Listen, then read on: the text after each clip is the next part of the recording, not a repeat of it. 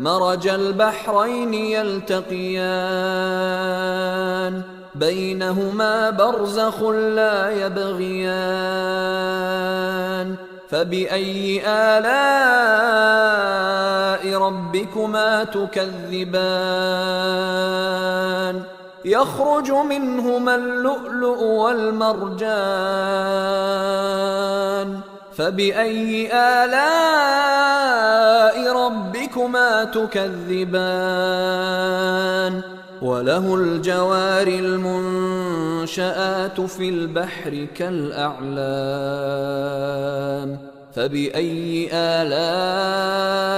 ربكما تكذبان كل من عليها فان